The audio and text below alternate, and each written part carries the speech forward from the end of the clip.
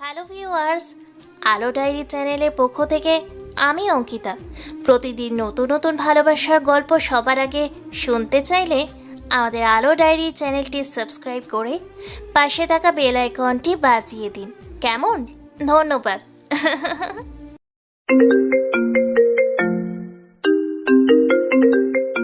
আমেরিকার মতো বড় একটা শহরে বাস করে দুজন বড় মাফিয়া। একজনের নাম একে, উনি হচ্ছে মাফিয়াদের কিং, আর একজনের নাম এনজে, সে হচ্ছে মাফিয়াদের কুইন।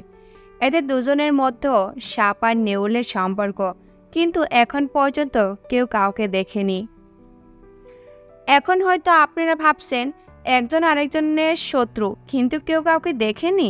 এই বিষয়ে বুঝতে পারছেন না, তাই তো?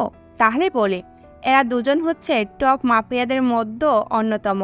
এরা সবসময় একজন আরেকজনের ক্ষতি করার জন্য চেষ্টা করে, কিন্তু এখন পর্যন্ত কেউ কাউকে দেখেনি। শুধু ওরা একজন আরেকজনের শুধু নামটাই জানে। ওরা দুজনে সবসময় মাস্ক ব্যবহার করে, তাই ওরা কেউ কারো মুখ দেখেনি। এবং কি সহকারী দুজনে কখনো কথাও বলেনি। ওরা দুজনেই অনেক বড় লোক, কিন্তু তবু ওরা মাফিয়া জগৎটাকে বেছে নিয়েছে। কিন্তু কেন এই জগৎটাকে বেছে নিয়েছে তা আপনারা কিছুক্ষণ পর জানতে পারবেন। গল্পটা পড়তে পড়তে জানবেন, তাই গল্পটা পড়তে থাকুন, আশা করি নিরাশ হবেন না। চলুন তাহলে একটু গল্পে ফেরা যাক। সকালবেলা আকাশ ঘুমাচ্ছে, তখন কেউ একজন ওর রুমে আসে। এসে আকাশের চুলগুলো ধরে টানতে থাকে, কিন্তু আকাশ তাতে উঠল না। তাই জগে থাকা পানিগুলো আকাশের মুখের উপর ঠেলে দিল। পানি পড়তে আকাশ চিৎকার করে বলে, আম্মু আম্মু, তাড়াতাড়ি আসো, আমাদের ছাদ দিয়ে পানি পড়ছে। আকাশের কথা শুনে ঈশা হাসতে থাকে। ঈশার হাসির আওয়াজ শুনে আকাশের বুঝতে বাকি রইল না যে এটা ঈশার কাজ। ঈশা তুই? আমি তো কি না কি ভেবেছি। আচ্ছা ভাইয়া, আমি যে প্রতিদিন এমন করি তোর রাগ হয় না? তুই আমার একমাত্র বোন, তোর ক্ষতি তো আমি হতে দিতে পারি না। তাছাড়া তোর এই কাণ্ডগুলো আমার অনেক ভালো লাগে। তুই আমার একমাত্র বোন, তোকে কেউ কিছু বললে তো তাকে আমি ছাড় দিব না। ভাইয়া তুই রেডি হয়ে যাই, আব্বু তোকে অফিসে যেতে বলেছে। তুই যা, আমি আসতেছি। ঈশা চলে যায়। এইদিকে আকাশ ফ্রেশ হতে চলে যায়। ফ্রেশ হয়ে নিচে নেমে নাস্তা করে চলে যায় অফিসের দিকে। নায়কের পালা শেষ, এবার তাহলে চলুন নায়িকা কী করছে তা জেনে নেই। ইরা ঘুম থেকে উঠে ফ্রেশ হয়ে নেয়। ইরা ওর বাবা মায়ের সাথে অনেক ফ্রি, ওনাদের নিজের বন্ধু মনে করে ইরা। আম্মু, আব্বু, আমি ভার্সিটিতে গেলাম। যা মা, তবে সাবধানে যাবি। ঠিক আছে আম্মু, আমি তাহলে গেলাম। ইরা বাসা থেকে বের হয়ে ভার্সিটিতে চলে যায়। এইদিকে আকাশ অফিসের সব কাজ সেরে বাসায় চলে আসে। অন্যদিকে ইরা ভার্সিটির ক্লাস শেষ করে বাসায় চলে আসে, কেননা এই শহরের রাতের বেলা একে আর এনজেল লোক ঘুরে বেড়ায়। সেই জন্য রাতে ছেলেমেয়েরা বাহিরে তেমন একটা ঘোরাফেরা করে না। রাত ঠিক 1টা বাজে। আমাদের দলের সবাইকে কি মানুষ ভয় পাচ্ছে? কিং, সবাই তো ভয় পায়, কিন্তু এই অ্যাঞ্জেল লোকেরাও কিছুটা পায়, কিন্তু সবাই না। এই মেয়েটা চায় কি? ওই মেয়েটা চায় এই পুরো শহরে ও মেয়েটা একাই রাজত্ব করতে। ও তাই নাকি? আমি বেঁচে থাকতে তা কখনোই সম্ভব না। কিং, তাহলে ওই মেয়ের সাথে আমাদের কি করা উচিত? ওর লোকদের যেখানেই পারো ওখানেই যদি মেরে ফেলা হয়, তাহলে তো ওরাও আমাদের লোকদের মারবে। তাহলে এখন কি করা যায় এটাই ভাবতে হবে। বস, আমি একটা খবর পেয়েছি। কি খবর? তাড়াতাড়ি বল। কিং, এই শহরে আরো একটা নতুন গ্যাং এসেছে, ওরা নাকি এই শহরের রাজত্ব করতে চায়। তাহলে খবর নে কে ওরা, যেখানেই পাবি ওদের মেরে ফেলবি। শোন, কিছু লোক রেডি কর, আমি একটা অপারেশনে যাব, সেজন্য 10 জন লোক রেডি হতে বল, সাথে 2টা গাড়ি। আমি এখন রেডি হতে বলতেছি, আপনি নিজেও তৈরি হয়ে নেন। রাশেদ গিয়ে কিছু লোককে রেডি হতে বলে। অন্যদিকে আকাশ নিজেও রেডি হয়ে নেয়। 10 মিনিট পর ওরা গাড়িতে করে একটা জঙ্গলের ভিতরে ঢুকে যায়। জঙ্গলের ভিতরে একে একটা পুরনো বাড়িতে ঢুকে। বাড়িটা অনেক পুরনো হলেও কিন্তু বাড়ির ভিতরটা সব কিছু অনেক নতুন, একেবারে যাকে পুরনোর ভিতর গুপ্তধন। এই রুমে গিয়ে আকাশ একটা হাত দিয়ে নিচের প্লাইবোর্ডটা আস্তে করে নিচের দিকে যেতে থাকে। প্রায় 20 ফুট নিচে গিয়ে একটা থেমে যায়। ওরা ওখান থেকে আন্ডার গোডাউনের ভিতরে প্রবেশ করে। ওখানে ওদের বন্দুক বোমা এবং যাবতীয় যা লাগবে সব ওরা ওখান থেকে নিয়ে যাবে। বয়েজ, তোমাদের যা যা হাতিয়ার লাগবে সব এখান থেকে নিয়ে চলো, কারণ আমরা একটু পর একটা মিশনে যাব। তাই নিজেদের রক্ষা এবং শত্রুদের মারার জন্য প্রয়োজনীয় হাতিয়ারগুলো নিয়ে নাও। একের কথায় ওর লোক যা কিছু লাগবে তা ওখান থেকে নিয়ে নেয়। ওদের সব কিছু নেওয়া হয়ে গেলে একে ওদের নিয়ে বেরিয়ে পড়ে সমুদ্রের ধারে, কেননা এই সমুদ্রের ধার দিয়ে এনজের লোকেরা এই জায়গা দিয়ে নিয়ে যাবে ওদের মালপত্র। তাই একে এখানে ওর লোকদের নিয়ে এসেছে, যাতে এনজের এই মালপত্রগুলো নিজের কন্ট্রোলে নিয়ে যেতে পারে। সেই জন্য ওরা চুপটি মেরে বসে থাকে কখন এখানে লঞ্চ নামবে আর কখন এরা আক্রমণ করতে পারবে। এইদিকে 30 মিনিট পর দুটা লঞ্চ আসে, সমুদ্রের ধারে পৌঁছায়। ওখান থেকে এনজেল লোক এই মালপত্রগুলো গাড়িতে উঠাতে থাকে। বস চলুন এবার ওদের উপর হামলা করি। এখন না, কারণ এখন হামলা করলে ওরা লঞ্চ নিয়ে পালিয়ে যেতে পারবে। তাই সবগুলো মাল ওরা গাড়িতে তুললেই আমরা হামলা করব। তার আগে গাড়িগুলোর চাকা গুলি করে ব্লাস্ট করে দে, এতে করে ওরা আর এখান থেকে যেতে পারবে না। একের কথা রাশাদ চাকায় গুলি করে দেয়, এতে চাকাগুলো নষ্ট হয়ে যায়। গাড়িতে সব মাল উঠানো হয়ে গেছে। এবার একে ওর সব লোকদের নিয়ে আক্রমণ করতে থাকে। আক্রমণের মধ্য দিয়ে এনজের লোক এনজেকে খবর দিয়েছে একে ওর লোকদের নিয়ে আক্রমণ করেছে। কি? ওই একে এত সাহস আমার জিনিসের ওপর হাত দেয়? তোরা অপেক্ষা কর, আমি আসতেছি। এইদিকে ওদের মধ্যে যুদ্ধ হতে থাকে। এক প্রকারে কেউ আবার কারো থেকে কম না। দুই দলের প্রায় অনেক লোক মারা গিয়েছে, কিন্তু কিছুক্ষণ পর আরও কয়েকটা গাড়ি আসলো। একের লোক নিয়ে চলে আসে, কেননা এখন ওদের সাথে পারা যাবে না, কারণ একের দলের মতো 3-4 জন বেঁচে আছে, কিন্তু ওদের দলে আরও 15 জনের মতো লোক চলে আসছে। একের লোক নিচে চলে যায়। কোথায় ওই একে যে আমারই জিনিসের উপর হাত দেয়? কোন সাহসে? কুইন, একে ওর লোক নিয়ে পালিয়ে গেছে, কারণ ওদের দলের অনেক লোকজন আমরা মেরে ফেলি, তখন আপনি লোক নিয়ে এসছেন, এতে করে একে পালিয়ে গেল। শাকিলের কথা শুনে এনজে ভাবতে থাকে, সত্যি কি একের জন্য পালিয়ে গেল, নাকি আমি আসতে চলে গিয়েছে? কারণ এরকম অনেকবার হয়েছে, আমি যেখানে যাই না কেন একে নিজের থেকে ওখান থেকে চলে যায়। কারণ ওই একে তো ইচ্ছে করলে আমাদের সবাইকে এভাবে একাই মেরে ফেলতে পারতো। তাহলে কিছু না করে কেন এভাবে বারবার চলে যায়? কি ভাবছেন কুইন?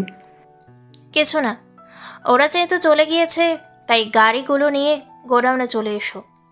তার আগে এগুলো চাকা ঠিক করে নাও। এইগুলো বলে এনজে চলে আসে ওখান থেকে। এদিকে একে ওই লোকদের নিয়ে চলে আসে আগের আস্তানায়। কিং, একটা কথা বলবো কি? তাড়াতাড়ি বলে শেষ কর, আমাদের এখান থেকে যেতে হবে, ভোর হয়ে আসছে।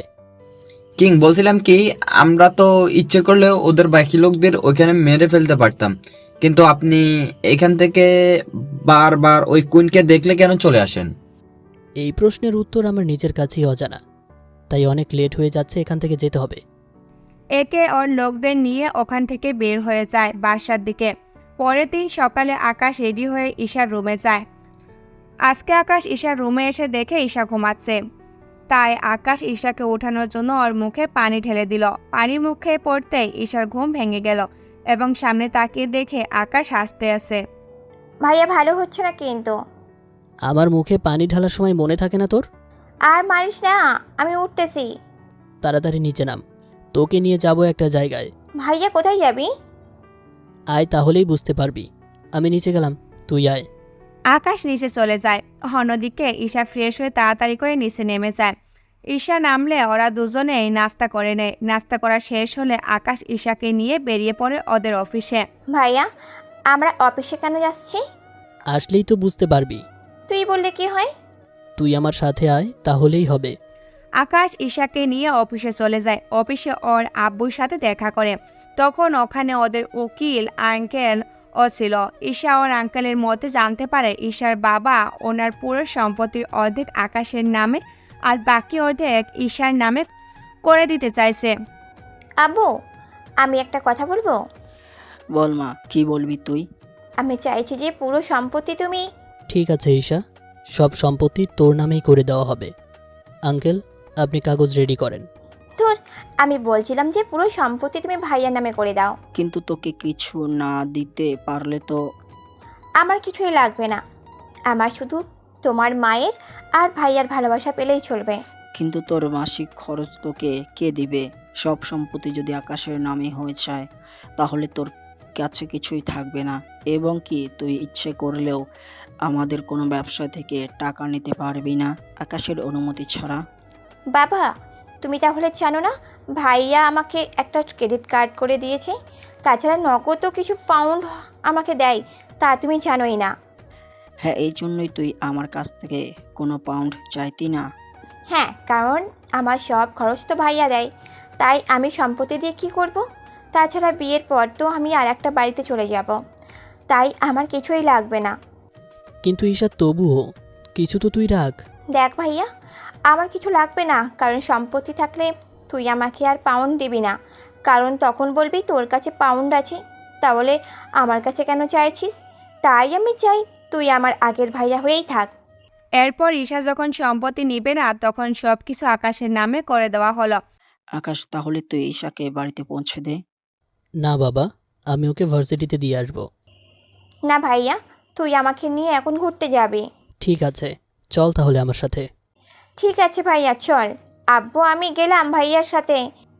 ফিরতে দেরি হলে বকা দিবে না কিন্তু, আর আম্মুকে তুমি কিন্তু বলে দিবে আমি ভাইয়ার সাথে যাচ্ছি। ঠিক আছে, তুই যা, আমি তোর আম্মুকে কল দিয়ে জানিয়ে দেব। ঈশা আকাশের সাথে চলে যায়। গাড়িতে ঈশা শুধু টপর টপর করতেই থাকে। আকাশ গাড়ি চালাতে থাকে। গাড়ি চালানোর কিছুক্ষণ পরে গাড়ি ট্রাফিক সিগন্যালে আটকে গেল, তাই ঈশা বাহিরের দিকে দেখতে থাকে। তখন আকাশও বাহিরের দিকে দেখতে থাকলো। তখন অন্য একটা গাড়ি ঈশা একটা মেয়েকে দেখতে পায়। মেয়েটার শুধু হাত দেখা যাচ্ছে, কেননা হাতটা গাড়ির জানলার বাহিরে ছিল, তাই হাত দেখতে পেয়েছে। হাতে ছিল চুড়ি, চুড়িগুলো দেখতে অনেক সুন্দর ছিল। ঈশাকে এমন করে বাইরে তাকাতে দেখে আকাশ প্রশ্ন করে, কি দেখছিস এমন করে বাহিরে ঈশা? ওই দেখ, মেয়েটির হাতের চুড়িগুলো অনেক সুন্দর, আমাকে এইগুলো কিনে দিবি? কোনগুলো ঈশা? ওই দেখ ভাইয়া। ঈশার কথায় আকাশ বাহিরে তাকায়। তখন আকাশ মোবাইল দিয়ে ছবি তুলে নেয়। ছবি তুলে নিয়েছি, এখন শুধু এটা পেলেই হবে। ভাইয়া, তবে যাই বলিস না কেন, মেয়েটা কিন্তু অনেক সুন্দর ভাইয়া, তোর সাথে মানাবে। চেহারাটাই তো দেখতে পেলি না তুই, না দেখে কি বলছিস এমন করে? ভাইয়া, সিগন্যাল শেষ, এবার চল। যাচ্ছি বোন। আকাশ নিয়ে যেতে থাকে, সাথে ইরাও। মেয়েটার গাড়ি যেদিকে যাচ্ছে আকাশও গাড়ি ওই দিকেই নিয়ে যাচ্ছে। ভাইয়া, তুই কি ওই মেয়েটাকে ফলো করছিস? আমি কেন ফলো করব? আমি তো এমনি এমনি নিয়ে যাচ্ছি। বুঝি বুঝি, আমি সবই বুঝি। ডাল মে কুচ কালা হ্যাঁ। ওই, তুই চুপ করবি? এবার নাম। ভাইয়া, আমরা কোথায় এলাম? এটা তো শপিং মল। হ্যাঁ, তোকে নিয়ে এখানেই আসার কথা ছিল। তুই দাঁড়া এখানে, আমি গাড়িটা ভেতরে রেখে আসছি, তারপর তোকে এই চুড়িটা কিনে দিব। তাড়াতাড়ি আসিস কিন্তু ভাইয়া। আকাশ গাড়ি পার্কিং লপে রাখতে চলে যায়। অন্যদিকে ঈশা শপিং মলের ভিতরে ঢুকতে যাবে, ওখানে কিছু বকাটের ছেলে মেয়েদের ইপ্রিজিং করছে, যার শিকার আকাশের বোন ঈশা হয়েছে। ঈশা কোথাও না গিয়ে ওখানে দাঁড়িয়ে থাকলো। 5 মিনিট পর আকাশ আসলো। আকাশ এসে দেখলো যে ঈশা দাঁড়িয়ে আছে, মন খারাপ করে। কি হয়েছে ঈশা? এই ছেলেগুলোকে মারলো কে? ভাইয়া, ওরা আমাকে বাজে কথা বলছিল, তখন একজন আপু এসে ওদের মেরেছে। যাক, তাহলে আমাকে কষ্ট করতে হয়নি। তবুও ওদের কিছু কথা বলে আসি। ঈশার কাছ থেকে গিয়ে ওদের কাছে যায়। তোদের এত বড় সাহস, আমার বোনকে বাজে কথা বলেছিস? ভাগ্য ভালো আগেই মার খেয়েছিস, নয়তো আমি মারলে বাঁচতে দিতাম না। তাই ভালো চাস তো এখান থেকে কেটে পড়।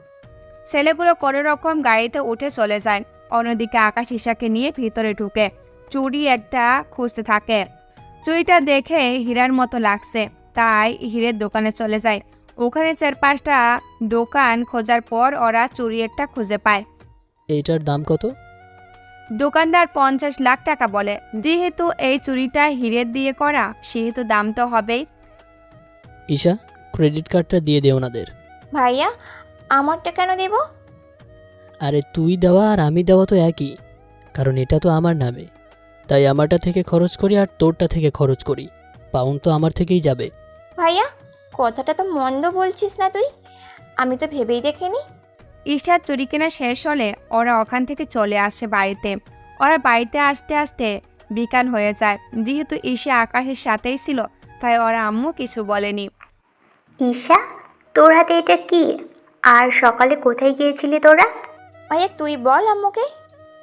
আসলে আম্মু, ওকে আমিই নিয়ে গিয়েছিলাম একজোড়া চুড়ি কেনার জন্য।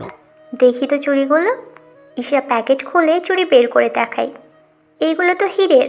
এত দামি চুড়ি হাতে দিলে যদি চুরি হয়ে যায়, তাছাড়া ওকে এত দামি জিনিস কিনে দিবি না। একটা মাত্র বোন আমার, ওকে কিনে না দিলে আর কাকে কিনে দিব? তোর আদরে ও বাদর হয়ে যাচ্ছে। এবার ফ্রেশ হয়ে আই, আমি খাবার দিচ্ছি। ঈশা, আজ থেকে এই চুড়িগুলো তুই হাতে দিবি। ঠিক আছে ভাইয়া। ওরা উপরে চলে যায়। কিছুক্ষণ পর নিচে নামে। খাবার খেয়ে যে যার রুমে চলে যায়। এইদিকে রাত হয়ে কিং আর কুইনের জগৎ শুরু হয়। কেননা কিং আর কুইন ওরা দুজনেই রাতে ওদের কাজকর্মগুলো করতে থাকে, যেমনটা আজ রাতেও করবে। তবে আজ রাতে ঠিক তার উল্টো হতে চলেছে, কেননা আজ রাতে ওরা দুজনেই দুটা মিশনে যাবে, তবে তা অন্য মাফিয়াদের বিরুদ্ধে। তাই একের লোক ওদের নিয়ে বেরিয়ে পড়ে, অন্যদিকে এনজের লোকও ওদের নিয়ে বেরিয়ে পড়ে। রাত ঠিক একটা বাজে তখন শুরু হয় কিং আর কুইনের মৃত্যুর খেলা। কিং চলে যায় অন্য আরেকটা জায়গায়, যেখানে শুধু ঘন জঙ্গল আর জঙ্গল। অন্যদিকে কুইন যায় সমুদ্রের ধারে, কেননা ওদের দুজনের মিশন দুইটা জায়গায়। তাহলে এখন চলুন ওদের এই মিশন সম্পর্কে আমি আলাদা আলাদাভাবে বর্ণনা দিয়ে দিব। তাহলে আগে কিংয়ের মিশনের সম্পর্কে বর্ণনা দেয়, তারপর কুইনের। কিংয়ের দলবল নিয়ে চলে যায় জঙ্গলের ধারে, কেননা জঙ্গলে আজকে অন্য একজন মাফিয়া তার কিছু ছোট্টখাটো কাজ করবে। তাই কিং ওখানে এসে ওদের মেরে ওদের কাছ থেকে ওদের সব কিছু নিয়ে যাওয়ার জন্য এসেছে। তোরা পজিশন নিয়ে নে। কিংয়ের কথায় ওর সব লোক পজিশন নিয়ে নেয়। কিছুক্ষণ পর ওই লোকগুলো মাল নিয়ে জঙ্গলের ভিতরে দিয়ে আসলো। তখন ওদের উপর হামলা হয়, সব কিছু নিয়ে নেয় ওদের কাছ থেকে। এই তোরা সাবধান, ওদের কাছে আরও লোক থাকতে পারে, তাই সাবধানে যাবি যাতে করে কোনো অসুবিধা না হয়, এবং এটাও দেখবি গাড়িতে কিছু আছে কিনা। কিংয়ের কথা মতো দুটো লোক গিয়ে দুটো গাড়ি চেক করতে থাকে। দুটো গাড়ি চেক করে ওরা কোনো কিছু পেল না, কেননা গাড়ি দুটো পুরোই খালি। কিন্তু সবচেয়ে আশ্চর্য কথা হলো গাড়িতে মাত্র ড্রাইভার ছাড়া অন্য কোনো লোকেই নেই। কিং, গাড়ি তো পুরো ফাঁকা, তাছাড়া গাড়িতে একটা টাকার মালও নেই। কি বলছিস কি? তাহলে কি এটা কুইনের কাজ? কুইনের কাজ মানে? হ্যাঁ, কুইনের কাজ। কারণ ও হয়তো ওদের কল দিয়ে আমাদের প্ল্যানের ব্যাপারে জানিয়ে দিয়েছে, তাই ড্রাইভার ছাড়া অন্য কোনো লোক নেই, তার উপর ট্রাক খালি। তাহলে কি এটা কোনো ট্র্যাপ আমাদের জন্য? এই তোরা গাড়িগুলো চেক করে দে কোনো বোমা আছে কিনা। কিংয়ের কথায় ওরা গাড়িগুলো চেক করে গাড়ির নিচে বোমা দেখতে পায়। বোমা কিছুক্ষণ পরেই ফাটবে, কিন্তু কিংয়ের ওর লোকদের নিয়ে তাড়াতাড়ি করে ওই জায়গা ছেড়ে চলে যায়। কিং যাওয়ার 1 মিনিট পর ওই ট্রাকগুলো বোমার আঘাতে নষ্ট হয়ে যায়। এতে করে কিংয়ের অনেক রাগ হয়, কারণ কুইনের জন্য এত বড় একটা চালান মিস করলো কিং। ওই কুইনকে তো আমি ছাড়বই না, আমার ক্ষতি করার জন্য ওকে এর শাস্তি পেতেই হবে। এইদিকে কিংয়ের কাহিনী শেষ, অন্যদিকে এবার কুইনের কাহিনী শুরু। কুইন সমুদ্রের ধারে বসে আছেন, কখন জাহাজ আসবে আর কখন কুইন সেই জাহাজ থেকে মালগুলো নিয়ে নিবে, এটাই চিন্তা করছিল কুইন। কুইন, ওদের জাহাজ কতক্ষণে আসবে? কারণ 1 ঘন্টা হয়ে গেল, জাহাজের কোনো নামই নেই। আমিও তো সেটাই ভাবছি। আচ্ছা, কিং যে ওর লোকদের নিয়ে জঙ্গলে গেল, ওখানে তো কিছুই পাবে না, কিন্তু এই যে জাহাজটা আসছে না, এটা কিংয়ের কোনো চাল নয় তো? কুইন হতে পারে, কারণ ওরা যখন কিছু পায়নি তাহলে ওরা হয়তো আমাদের এই কিছু পেতে দিবে না। এই কিংয়ের জন্য আমার অনেক ক্ষতি হচ্ছে। তা ঠিক, কিন্তু এই কিং ইচ্ছে করলে ওই দিন আমাদের মেরে ফেলতে পারতো, কিন্তু কোনো কিছুই করেনি সে। এর কারণটা তো আমাদের অজানা। আমিও তাই ভাবছি। কিং হয়তো আমাদের দয়া দেখাচ্ছে, কিন্তু যখন আমাদের ও সময় আসবে তখন দেখে নিব সব। কুইন, এখন তাহলে কি করবেন? এখানে থাকবেন নাকি বসে থাকবেন? এখানে যখন এসেছি তখন একটু সমুদ্রের হাওয়া গায়ে ছুঁয়ে নেই, তাই রোদ্রে সজাগ থাকতে বলো, কারণ বলা তো যায় না কোন দিক থেকে হামলা হয়।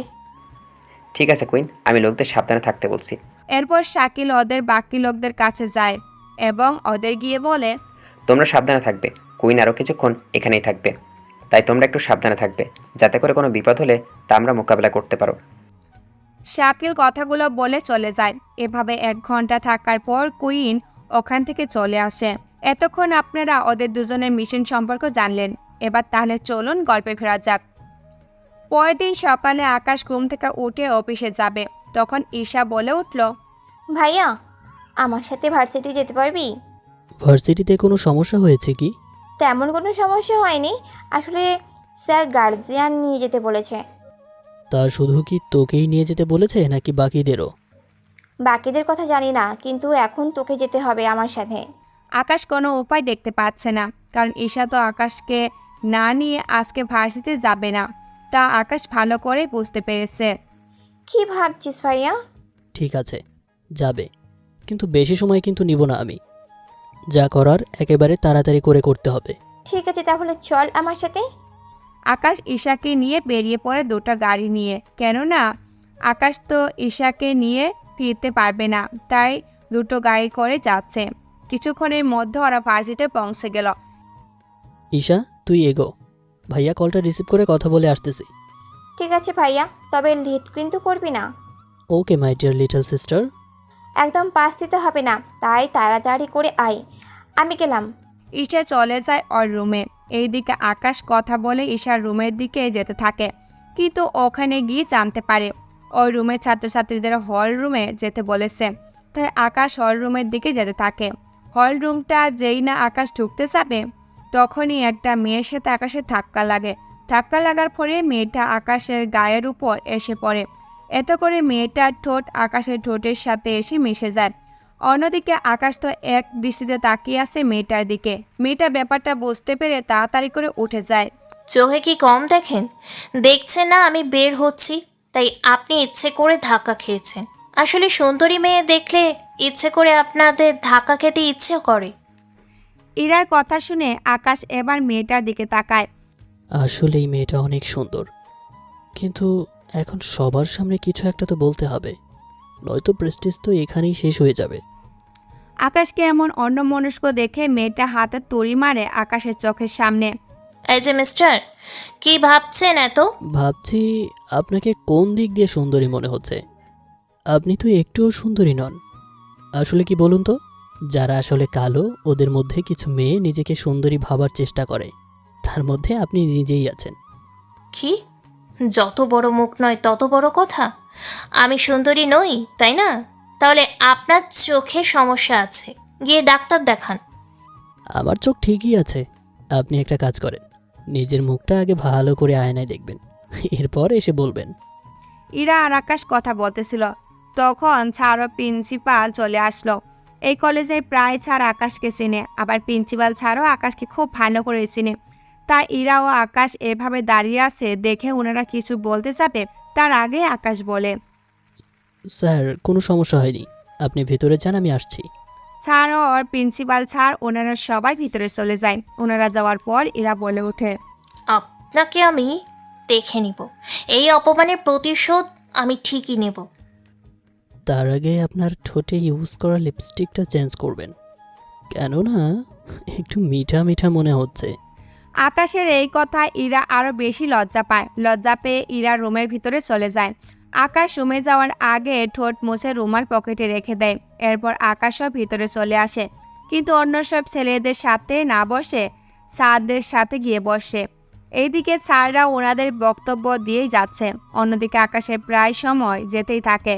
তাই আকাশ ওখান থেকে ওঠে, স্যারদের বলে ওখান থেকে চলে যায়। অন্যদিকে ইরা আকাশের কয়েকটা ছবি উঠিয়ে নেয় অপমানের প্রতিশোধ নেওয়ার জন্য। আকাশ ওদের অফিসে চলে আসে। অফিসে এসে নিজের কাজ করতে থাকে, কিন্তু আজকের লিপ কিসটা আকাশের চোখের সামনে বারবার ভেসে ওঠে। এতে আকাশের অজান্তে হাসি পেয়ে যায়। তখন রুমে ঢোকার সময়ে শাহজাহান চৌধুরী খেয়াল করে, কি ব্যাপার, আজকে আকাশকে এত খুশি খুশি দেখাচ্ছে কেন? উনি কথাগুলো বলে চলে আসে রুমে। আকাশ ওর বাবাকে দেখে দাঁড়িয়ে যায়। এ কি আব্বু, তুমি এখানে? আমাকে বললেই তো আমি চলে আসতাম। তেমন কিছু না, বলছি তোকে আজ এত খুশি খুশি দেখাচ্ছে কেন? কই আব্বু, আমি তো ঠিকই আছি। না, আজকে অন্যরকম লাগছে। কি ব্যাপার, আমাকে তো বলতে পারিস? তেমন কিছু হলে তোমাকে অবশ্যই বলতাম। তা আজকে এত লেট করলি যে আসতে?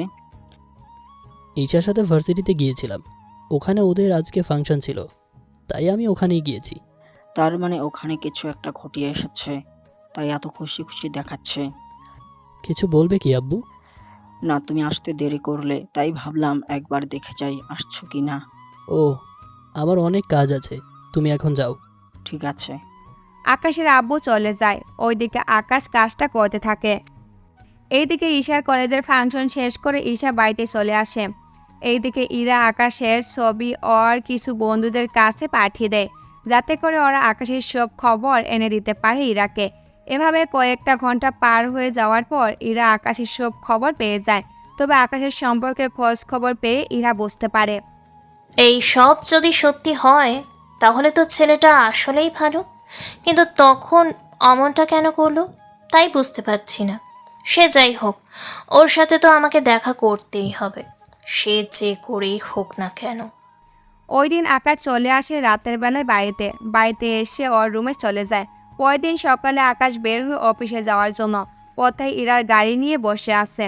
আকাশ পথের সামনে গাড়ি দেখে ওর গাড়িটা থামায়, গাড়িটা থামিয়ে বাইরে চলে আসে। বাইরে এসে বলতে থাকে, ওই কোন ইডিয়েট রাস্তার সামনে গাড়ি রেখেছিস? আকাশ কয়েকবার বলার পরও কেউ জবাব দিচ্ছে না, তাই আকাশ গাড়িটার কাছে চলে যায় দেখার জন্য গাড়ির ভিতরে কেউ আছে কিনা তা দেখার জন্য। গাড়ির ভিতরে তাকিয়ে দেখে একটা মেয়ে শুয়ে আছে মুখে টুপি দিয়ে, তাই মেয়েটার মুখ দেখতে পাচ্ছে না। কে আপনি? এভাবে পথের মধ্যে গাড়ি আটকিয়ে রেখেছেন কেন?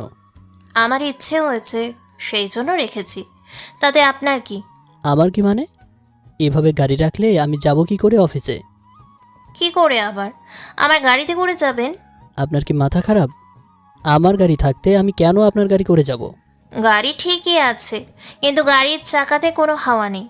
ইরার কথা আকাশ গাড়ির কাছে গিয়ে চেক করতে থাকে সত্যি কিনা। গাড়ির চারটা চাকা চেক করে দেখে পিছনের দুটো চাকাতে হাওয়া নেই, তাই অবাক হয়। ইরা গাড়ির কাছে আসে। আমার কথা বিশ্বাস হলো না তো? এবার কি বিশ্বাস হয়েছে? আপনি এমনটা কেন করলেন? কারণ আপনি এখন আমার সাথে যাবেন, আমি যেখানে নিয়ে যাব সেখানে। আমি কোনো অপরিচিত মেয়ের সাথে কোথাও যাব না। তাছাড়া আমি কল দিয়ে অন্য আরেকটা গাড়ি আনিয়ে নিচ্ছি। তাতেও কাজ হবে না, কারণ এখানে নেটওয়ার্ক জ্যামার লাগানো আছে। এখান থেকে 500 মিটার পর্যন্ত কেউ কারোর মোবাইলে নেটওয়ার্ক পাবে না। আর আপনি তো নেটওয়ার্ক জ্যামারের কাছেই, তাই আপনার পাওয়া তো প্রশ্নই ওঠে না। ইরার কথায় আকাশ মোবাইল চেক করে দেখে সত্যিই দেখি নেটওয়ার্ক নেই। নেটওয়ার্ক খুঁজে পেলেন তা তো? আচ্ছা, আপনি আসলে চানটা কি? আর মুখটা এভাবে ঢেকে রেখেছেন কেন? মুখটা দেখাবো, তার আগে আপনি গাড়িতে উঠে বসেন। তাছাড়া এখান থেকে আপনি কোনো গাড়ির সাহায্যও নিতে পারবেন না, কারণ সেই পথও নেই।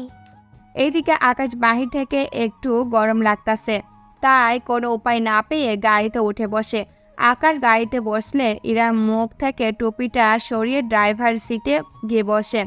ওখান থেকে গাড়ির সব দরজা ইরা নক করে দেয়, যাতে করে আকাশ শত চেষ্টা করলেও যেন দরজা খুলে বের হতে না পারে। তার ব্যবস্থা ইরা করে ফেলে। আকাশ এবার ইরার মুখের দিকে তাকিয়ে আছে। আপনি এখানে কেন? আমাকে কোথায় নিয়ে যাচ্ছেন? চিন্তা করবেন না, আমি প্রতিশোধ নিতে আসিনি। আমি এসেছি আপনার সাথে কয়েকটা ঘন্টা সময় কাটানোর জন্য। আমার সাথে সময় কাটিয়ে আপনার কি লাভ এতে? লাভ ক্ষতির হিসেব পরে দেখব। এখন আপনার নামটা বলেন। আমার সম্পর্কে সব তথ্য না নিয়ে আশা করি আপনি এত প্ল্যান করেননি। ঠিক ধরেছেন, আপনার সম্পর্কে সব তথ্য নিয়েই আমি সব প্ল্যান করেছি। তবুও আপনার মুখ থেকে আপনার নামটা শুনতে চেয়েছি। আমি আকাশ চৌধুরী। আচ্ছা, আপনি নিজের নামটা বললেন, অথচ আমার নামটা জানতে চাইবেন না? আমি অপরিচিত কোনো মেয়ের সাথে কোনো কথা বলি না। কথা না বললেও বলতে হবে, কারণ আপনার বোন আমার সাথেই পড়ে, তাই আপনি সেই সুবাদে আমার সাথে কথা বলতেই পারেন। আচ্ছা ঠিক আছে, আপনার নামটা কি? এমনভাবে না বলে একটু মিষ্টিভাবে বলেন। আপনার নামটা কি? আমি ইরা ইসলাম, রফিকুল ইসলামের একমাত্র মেয়ে। আরে উনি তো আমার পরিচিত, আমার কোম্পানির সাথে কাজ করে। জানি আমি সব কিছু। এখন এটা তো বলেন আমরা যাচ্ছি কোথায়? একটু চুপ করে থাকেন, তাহলেই বুঝতে পারবেন আমরা কোথায় যাচ্ছি। প্রায় 30 মিনিট পর ওরা একটা পার্কের সামনে আসে। এই পার্কটা হচ্ছে কাপলদের জন্য। পার্কের নাম কাপল পার্ক। এই পার্কে ঢুকতে হলে আপনাকে ছেলে মেয়ে একসাথে ঢুকতে হবে। মানে হলো এখানে কোনো ছেলে একা যেতে পারবে না। যেতে হলে মেয়ে নিয়ে যেতে হবে। বাকিটা আপনারা বুঝে নিন। আচ্ছা আমরা এখানে কেন এসেছি? এখানে তো কাপলরা আসে। তা আমাদের দেখে কি কাপল মনে হয় না? কোন দিক দিয়ে আমাদের কাপল মনে হয়? এখন এখানেই কি দাঁড়িয়ে থাকবেন নাকি ভেতরে যাবেন? দেখুন, আমি অপরিচিত মেয়েদের সাথে যেখানে কথা বলি না সেখানে পার্কে যাব? না গেলে এখন জোর করিয়ে হলেও নিয়ে যাব। ইরা এক প্রকার আকাশকে নিয়ে চলে যায় ভিতরে গিয়ে আকাশ দেখে পার্কটা অনেক সুন্দর। এখানে প্রতিটা জায়গা ছেলে মেয়ে বসে আছে। অনেক সুন্দর না ভিতরটা? হ্যাঁ অনেক সুন্দর, কিন্তু এখানে কেমন একটা আনইজি ফিল হচ্ছে। আকাশের কথায় ইরা আকাশের একটা হাত জড়িয়ে ধরে, যেমনটা কাপল ও স্বামী স্ত্রী হাঁটে ওইভাবে। আচ্ছা, আপনি এভাবে হাত ধরে হাঁটছেন কেন? আপনার ভালো লাগছে না বুঝি? আসলে আমি তো কখনো এভাবে কারো হাত ধরে হাঁটিনি। এখন থেকে আমার সাথে হাঁটবেন এভাবে। হ্যাঁ নয়, হ্যাঁ, চলুন ওইদিকে গিয়ে বসি। ইরা আকাশকে নিয়ে ওখানে গিয়ে বসে ওরা কথা বলতেছিল। তখনই কয়েকজন ছেলে ঢুকে গেল। সিকিউরিটি গার্ড ওদের আটকায় বলে সিকিউরিটিকে মেরে ভিতরে ঢুকলো। ওখানে ওই ছেলেগুলো ভিতরে কাপলদের ডিস্টার্ব করতে থাকে, সাথে বাজে বাজে কথা তো আছেই। ওই ছেলেগুলো বাকি সব কাপলদের ডিস্টার্ব করে চলে আসে ইরা ও আকাশের কাছে। ইরা ও আকাশের সামনে এসে যায় বাজে কথা বলবে, তার আগেই আকাশ একটা চর দিয়ে ওখানে থাকা একটা ছেলেকে মারার পর অন্য ছেলেগুলোকে মারতে থাকে। তা দেখে ইরা কিছুটা অবাক হয়, কেননা আকাশকে বাজে কথা বলেছে কিন্তু ওদের কিছু বলেনি। যে ইরাকে বলেছে তখনই আকাশ ওদের মারে। ইরা দাঁড়িয়ে দাঁড়িয়ে দেখতেছে, কারণ আকাশের শরীরে প্রচুর পরিমাণে শক্তি আছে, যা এরা ভালো করে জানে, কেননা আকাশের জিম করা বডি দেখলেই বোঝা যায় তা। ওদেরকে মেরে আকাশ ইরার কাছে আসে। আপনি দুঃখ পাবেন না ওদের কথায়, ওরা তো বাজে ছেলে, তাই বাজে বাজে কথা বলে। এ নিয়ে আপনি মন খারাপ করবেন না। আকাশের এমন কথা ইরা আকাশকে জড়িয়ে ধরে। কি করছেন কি আপনি? আপনাকে জড়িয়ে ধরেছি, আর তো কিছু করিনি। এইদিকে আকাশকে কেউ পিছন থেকে, এই শোনো না, প্রতিদিন ভালোবাসার নতুন নতুন গল্প পেতে ও শুনতে চাইলে আমাদের আলোর ডায়েরি চ্যানেলটি সাবস্ক্রাইব করে পাশে থাকা বেল আইকনটি বাজিয়ে দিও, কেমন? এইদিকে কেউ আকাশকে পিছন থেকে ছুরি মারতে গেলে ইরা ধরে ফেলে। আহ! ছুরি ধরার কারণে এতে করে ইরার হাত থেকে রক্ত পড়তে থাকে। ইরার মুখে শব্দ শুনে আকাশ ইরাকে ছাড়িয়ে নিয়ে দেখে ইরার হাত দিয়ে রক্ত পড়ছে, তাই আকাশ তাড়াতাড়ি নিজের শার্ট খুলে ইরার হাত বেঁধে দেয়।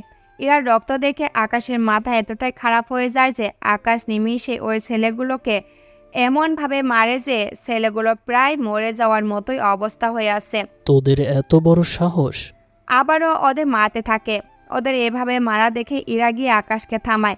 আকাশ ওদের মারা বন্ধ করে দিয়ে ইরাকে নিয়ে চলে আসে হসপিটালে ডাক্তার ইরার হাতে সেলাই করে দেয়। সেলাই শেষ হলে আকাশ ইরাকে নিয়ে চলে আসে হসপিটাল থেকে।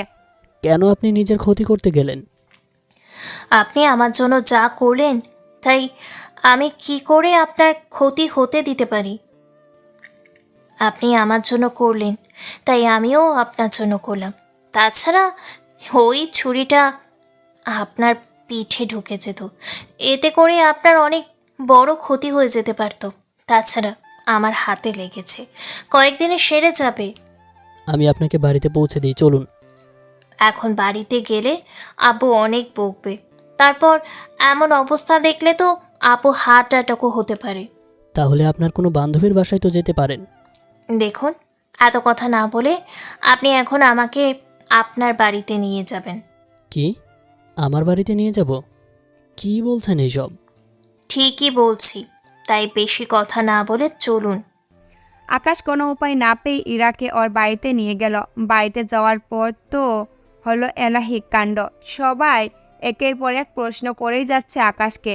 সবার কথা শোনার পর আকাশ বলে উঠল, এই তোমরা থামো তো, সে কখন থেকে শুধু বকেই যাচ্ছ তোমরা। দেখ ভাইয়া, রাগ করিস না। তুই তো কখনো কোনো মেয়েকে নিয়ে বাড়িতে তো দূরের কথাও বলিস না, কিন্তু আজ সেখানে একটা মেয়েকে নিয়ে বাড়িতে চলে এলি, সেজন্যই তো সবাই জানতে চেয়েছে। তবে ইরা একটা কথা খেয়াল করে, ঈশা যখন কিছু বলে তখন আকাশ একদম চুপ হয়ে থাকে, কোনো কথাই বলে না। এবং কি এতক্ষণ যে আকাশ রেগেছিল তা কেউ না দেখলে চিন্তা করবে না। ঠিক আছে, আমি বলছি। এই মেয়েটির নাম ইরা ইসলাম। আমাকে বাঁচাতে গিয়ে ওর হাত কাটা গিয়েছে। পরে ডক্টর দেখিয়ে ওনার বাড়িতে দিয়ে আসতে চেয়েছি, কিন্তু এই অবস্থায় উনি বাড়িতে গেলে নাকি ওনার মা বাবা বকবে, তাই উনি আমার সাথে চলে এসেছে। এখানে কয়েকদিন থাকবে, একটু ভালো হলেই চলে যাবে আবার। কিন্তু ভাইয়া, ওনার বাড়িতে লোক চিন্তা করবে না? না, করবে না। আমি বাড়িতে কল দিয়ে জানিয়ে দিয়েছি যে আমি কয়েকদিন পরে বাড়িতে ফিরবো, তাই। আব্বু এখন আর টেনশন করবে না। ঠিক আছে, তুমি আমার ছেলেকে বাঁচিয়েছো, এতেই আমি খুশি। ঈশা, ওকে একটু রুম দেখিয়ে দে, যাতে করে ওর কোনো অসুবিধা না হয়। ঠিক আছে আম্মু, তাহলে আমি নিয়ে যাচ্ছি। আমার আর ভাইয়ার রুমের মাঝখান যে রুমটা আছে ওখানে নিয়ে যাই। পারুল আক্তার, তাহলে তাই কর। চলেন আপু, আমার সাথে আসুন। ভাইয়া তুই গিয়ে ফ্রেশ হয়ে নে। ঠিক আছে, যাচ্ছি আমি। ইরা আকাশের সাথে যেতে লাগলো। অন্যদিকে আকাশ ওর রুমে চলে গেল। এইদিকে ঈশা তো রুমটা দেখে অনেক অবাক, কেননা রুমটা অনেক সুন্দর করে সাজানো। আচ্ছা, রুমটা কে গুছিয়েছে? আমি গুছিয়েছি। আমার বাবা মায়ের রুম, আমার রুম আর ভাইয়ার রুমটা গুছিয়ে রাখি, সাথে এটাও, কারণ আমরা মাঝে মাঝে সবাই বারান্দায় এসে আড্ডা দিই, তাই এই রুমটা গুছিয়ে রাখি। কি, এই রুমের সাথে বারান্দাও আছে? চলেন আপনাকে দেখাই। এত বড় বারান্দা আমি কখনো দেখিনি। এটা তো কিছুই না, এর চেয়ে বড় বারান্দায় ভাইয়ার রুমে। ভাইয়ার রুমের পাশেই বারান্দা, ওখানে জিম করে ভাইয়া। তার পাশেই আছে সুইমিং পুল। তোমার রুমের সাথে নেই? আছে তো, শুধু বাবা মায়ের রুমে নেই। তাহলে আপু তুমি রেস্ট নাও, আমি নিচে গিয়ে তোমার জন্য খাবার নিয়ে আসছি। কিন্তু আমি খাবো কিভাবে? তুমি কিছু মনে করলে আমি খাইয়ে দেবো কি? তোকে কিছু করতে হবে না, আমি খাইয়ে দিব। আন্টি, আপনি কেন কষ্ট করে খাবার আনতে গেলেন? তাতে কি, তুমি আমার ছেলের জন্য জাপারুল আক্তার, তাতে কি? তুমি আমার ছেলের জন্য যা করলে, তোমার তো কোনো জামাও আনোনি। একটা কাজ করো, তুমি কিছু মনে না করলে ইরার কিছু জামা পরতে পারো আজকে। আমি আকাশকে বলে দিব, ও তোমার জন্য জামা নিয়ে আসবে সকালে। না আন্টি, লাগবে না, আমি ইরার না হয় জামা পরে নিব। ঠিক আছে, আমি খাইয়ে দিচ্ছি, তুমি খেয়ে নাও। আর হ্যাঁ ঈশা, তুই আলমারি থেকে কয়েকটা জামা নিয়ে আয়, ওর যেগুলো পছন্দ হবে ওইগুলো পরতে পারবে। ঠিক আছে আম্মু, আমি তাহলে কিছু জামা নিয়ে আসতেছি। ভাইয়া কয়েকদিন আগে যেগুলো এনেছিল আমি ওইগুলো নিয়ে আসি। এইদিকে ঈশা জামা আনতে চলে যায়। অন্যদিকে পারুল আক্তার ইরাকে খাওয়াতে থাকে। খেতে খেতে ইরার চোখ দিয়ে পানি বের হয়ে গেল ওনাদের ভালোবাসা দেখে। শুধু ওনার ছেলেকে বাঁচিয়েছি বলে আমার এত খেয়াল রাখছে। যদি এই বাড়ির বউ হতাম তাহলে না জানি কি কি করতো। কি হলো ইরা, কাঁদছো কেন? ঝাল কি বেশি হয়েছে? না আন্টি, এমনিতেই কান্না আসছে। তাছাড়া এভাবে অনেক দিন পর আমি কারোর হাতে খেলাম। মাঝে মাঝে আমি ঘুমে থাকলে আম্মুই এভাবে খাইয়ে দিত আমাকে। ঠিক আছে, তুমি সুস্থ হওয়া পর্যন্ত আমি খাইয়ে দিব। সত্যি আন্টি, আপনারা অনেক ভালো। এইদিকে পারুল আক্তার ইরাকে খাইয়ে দিয়ে চলে যায়, সাথে ঔষধও। উনি চলে যাওয়ার পরে ওখান থেকে চলে আসে ঈশা। ঈশা ওই রুমে এসেই ইরাকে ড্রেসগুলো দেখাতে থাকে। কোনো পছন্দ হয়? এইগুলো একদম নতুন, এখনো আমার পরা হয়নি। এখান থেকে যেগুলো পছন্দ হয় ওইগুলো পরবেন। এখন চলেন আমি আপনার ড্রেস চেঞ্জ করতে সাহায্য করি, কেননা এটাতে রক্তের দাগ আছে, তাই এটা তাড়াতাড়ি চেঞ্জ করাই ভালো। ঠিক আছে, চলো তাহলে। এরপর ঈশা ইরাকে নিয়ে ওয়াশরুমের ভিতরে চলে যায়। ড্রেস চেঞ্জ করিয়ে দিয়ে বের হয়ে আসে। আপু অনেক সুন্দর লাগছে আপনাকে। ইরা নিজের দিকে তাকায়। সত্যি তো অনেক সুন্দর লাগছে। আচ্ছা ঈশা, এই ড্রেসগুলো কে কিনেছিল? কে আবার? ভাইয়া কিনেছিল। এখন তো সন্ধে হয়ে গেল, ভাইয়া মনে হয় কিছুক্ষণ পরে আসবে। কোথায় আসবে? কোথায় আবার, আপনাকে দেখার জন্য। ভাইয়ার এতক্ষণে গোসল করা শেষ, হয়তো খাবার খেয়ে আপনার খোঁজ নিতে আসবে। ও তাই বলো, আমি কি না কি ভেবেছি। আচ্ছা আপনি তাহলে রেস্ট নিন, আমি পড়তে বসবো। এইদিকে ঈশা চলে যায়। আকাশ ফ্রেশ হয়ে নিচে নামে খাবার খাওয়ার জন্য। ওখানে গিয়ে জানতে পারে ইরাকে খাবার খাইয়েছে, তাই আকাশ খাবার খেয়ে ইরাকে দেখতে আসে। হ্যাঁ আসুন, আপনার বাড়ি, এখানে পারমিশন নেওয়ার কি আছে? বাড়িটা যারই হোক, ভেতরে ঢুকতে গেলে পারমিশনটা তো নিতে হবে। এখন কেমন আছেন? এখন অনেকটা ভালো আছি। আপনি কি কোথাও বের হবেন? হ্যাঁ, কিছু কাজ আছে, ওগুলো সেরেই আসবো। তাহলে সাবধানে যাবেন। আপনি নিজের খেয়াল রাখবেন, কোনো দরকার পড়লে ঈশাকে ডাক দেবেন, ও আপনাকে সাহায্য করবে। আকাশ কথাগুলো বলে বেরিয়ে পড়ে। অন্যদিকে কিং তার আস্থানে চলে আসে। ওখানে এসে জানতে পারে কুইন নাকি আজ কয়েকদিন ধরে কাজকর্ম করছে না। তাতে আপনার কি? কুইন নিজের কাজ না করলে তো আমাদেরই ভালো। আমি তা বলতে চাইনি। যা বলার তাহলে স্পষ্ট করে বল রাশেদ। আমি এটা বলতে চাইছি, যদি আমাদের বিপক্ষ টিম না থাকে তাহলে যে আমরা জয় হয়েও আনন্দ করতে পারবো না। কথাটা ঠিক বলেছিস।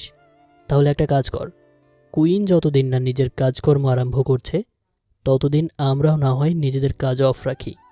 কিন্তু অফ রাখলেও একটা কথা মাথায় রাখতে হবে। কি কথা কিং? এতে আমাদের উপর অন্য দলের লোক হামলা করতে পারে, তাই তোরা সাবধানে থাকবি। যদি এমনটা হয় তাহলে তোরাও কিন্তু ছেড়ে কথা বলবি না। যদি পারিস কুইন এখন কোথায় আছে তা খুঁজে বের কর। রাশেদ বলল, চেষ্টা করব কিং। তাহলে আজকে আমরা অন্য একটা মিশনে যাই, চল সবাই। কিং ওদেরকে নিয়ে ভিতরে চলে যায়। অন্যদিকে ইরা বাড়িতে একা একা বসে আছে, কেননা ওর ঘুম আসছিল না, তাই বসে বসে টিভি দেখতে লাগলো। তখন ইরার কল আসে। ইরা কিছুক্ষণ কথা বলে কল কেটে দেয়। ইরা তখন কি কথা বলছিল ফোনে তা আপনারা পরে জানতে পারবেন। ওইদিকে কিং ওর লোক নিয়ে কিছু আস্তানে হামলা করে ওখানে থাকা অনেক লোককে মেরে ফেলে। ওদের মারার পর কিং ওখানে কিছু বন্দুক পায়, যা কিনা ওরা অন্য দেশ থেকে এনেছিল। ওই বন্দুকগুলো কিংয়ের লোকদের নিয়ে চলে আসে। বন্দুকগুলো কিং ওর আস্তানায় রেখে চলে যায়। পরের দিন সকালে আকাশ ঘুম থেকে উঠে চলে যায় ইরার কাছে। ওখানে গিয়ে দেখে ইরা এখনও ঘুমাচ্ছে, তাই আকাশ ফ্রেশ হতে চলে যায়। ফ্রেশ হয়ে আকাশ নাস্তা করে চলে আসে। তখনও দেখলো বাকি সবাই নাস্তা করছে, কিন্তু ইরা নেই। তাই ঈশা ইরাকে ডাকতে উপরে আসে। ওখানে এসে দেখে ইরা এখনও ঘুমাচ্ছে, তাই ইরাকে ডেকে নেয়। ইরা ঘুম থেকে উঠলে ঈশা ইরাকে ওয়াশরুমে গিয়ে ফ্রেশ করে আসতে বলে। ইরা ফ্রেশ হয়ে আসলো। ঈশা ইরার চুলগুলো ঠিক করে দিল। ইরাকে নিয়ে নিচে নেমে আসে। নিচে নেমে ওরা টেবিলে বসে। তখন সবাই খাবার শেষ করে আকাশ চলে যায় অফিসে ওর আব্বুকে নিয়ে। বাকি রইল ঈশা ও ইরা। এই অবস্থায় দেখে কয়েকদিন আর ভার্সিটিতে যায়নি। এইভাবে দেখতে দেখতে 7 দিন কেটে গেল। ইরা এখন পুরোপুরি সুস্থ। আন্টি, একটা কথা বলার ছিল। কি কথা বলো? আন্টি, আমি তো এখন পুরোপুরি সুস্থ, তাই বলছিলাম কি আমি তাহলে এখন বাসায় চলে যাই। আরও কয়েকদিন থাকো। না আন্টি, এমনিতে অনেক লেট করে ফেলেছি, তার উপর আমার নিজেরও অনেক কাজ আছে, তাই এবার যেতে চাই। বেশ তো, তাহলে আকাশ বাসায় আসুক, আমি ওকে বলবো তোমাকে যেন বাসায় দিয়ে আসে। তা তোমার বাবা কি করে আর ওনার নাম কি? এইদিকে ইরা উপরে চলে যায়। অন্যদিকে দুপুরে আকাশ বাসায় এসে জানতে পারে ইরা বিকেলে বাসায় চলে যাবে, তাই ইরার রুমে যায় আকাশ। আপনি নাকি বিকেলে চলে যাবেন? মানে কি, বুঝলাম না কথাটা। আপনাকে বুঝতে হবে না, আমি রেডি হচ্ছি, আপনি খাবার খেয়ে রেডি হয়ে নিন। ঠিক আছে। আকাশ নিজের রুমে চলে আসে। ওখানে ফ্রেশ হয়ে নিচে নামে। ওখানে খাবার খেয়ে নিজের রুমে গিয়ে তৈরি হয়ে নেয়। কিছুক্ষণ পর ইরাও নিচে নেমে আসে। ইরা নেমে ওখানে ওদের পরিবারের সবাইকে দেখতাছে। আন্টি, তাহলে আমি যাচ্ছি, দোয়া করবেন। অবশ্যই দোয়া করব। তোমার মতো মিষ্টি একটা মেয়ে যে বাড়ির বউ হবে সে বাড়িতে কখনো দুঃখ থাকবে না। আকাশের মায়ের কথা ইরা কিছুটা লজ্জা পায়। তখন ঈশা বলে ওঠে, ইরা আপু না হয় ওনার নিজের বাড়িতে যাচ্ছে তাই। একটু সেজেছে, কিন্তু তুই এমনভাবে সেজেছিস মনে হচ্ছে বউ নিয়ে শ্বশুর বাড়ি যাচ্ছিস। আকাশ বলল, মারবো একটা চর, আমি অফিসে যাব, তাই রেডি হচ্ছি। বেশি পাকনামো করবি না, সবার আগে তোর বিয়ে দেওয়ার ব্যবস্থা করব। তাহলে তুইও শুনে রাখ, তোর বিয়ে হওয়ার পর যতদিন না পর্যন্ত আমি পপি ডাক না শুনবো ততদিন আমিও এই বাড়ি ছেড়ে যাচ্ছি না। এইদিকে ওদের ভাই বোনের কথা শুনে ইরা হাসবে না চুপ করে থাকবে সে নিজেও বুঝতে পারছে না। অবশেষে আকাশ ইরাকে নিয়ে বেরিয়ে পড়ে। ওরা বেরিয়ে যাওয়ার পর ঈশা ওর আম্মুকে বলে, আচ্ছা আম্মু, ভাইয়ার সাথে ইরা আপুর বিয়ে দিলে কেমন হয়? কি বলছিস এইগুলো? ওই মেয়েটা কি রাজি হবে? তাছাড়া তোর ভাইয়াকে রাজি করাবে কে? আম্মু, তুমি জানো না ওরা দুজনেই কিন্তু দুজনকে পছন্দ করে। আমি এইটুকু শিওর আম্মু। তুই কি করে শিওর হচ্ছিস? কারণ আমি ভাইয়াকে অনেকবার দেখেছি ইরা আপুকে খাইয়ে দিতে, সাথে ইরা আপুকেও ভাইয়াকে খাইয়ে দিয়েছিল। কি বলছিস এইগুলো? তাহলে পানি তলে তলে এত দূর গড়িয়েছে? গড়িয়েছে কি আম্মু? আমার তো মনে হচ্ছে ইরা আপুর হাতে কাটা গিয়েছে বলেই তো ভাইয়া এখানে নিয়ে এসেছে, যাতে করে তুমি ওকে পছন্দ করো, সাথে ওর সাথে ভাইয়ার বিয়ে দেওয়ার ব্যবস্থা করো। এমনটা যদি হয় তাহলে তোর ভাইয়াকেও একটা শিক্ষা দিতে হবে দেখতেছি। আচ্ছা, আসুক বাড়িতে, তারপর না হয় দেখছি। ও যতদিন না পর্যন্ত ওই মেয়েকে বিয়ে করতে চাই আমাকে এসে না বলবে ততদিন তুইও চুপ থাকবি, সাথে আমিও চুপ করে থাকবো, ঠিক আছে? ঠিক আছে, কিন্তু তুমি যে সব কিছু জানো, এই ব্যাপারে ভাইয়া কিছু যেন বুঝতে না পারে। বুঝবে না? তাহলে তুই এখন রুমে যা।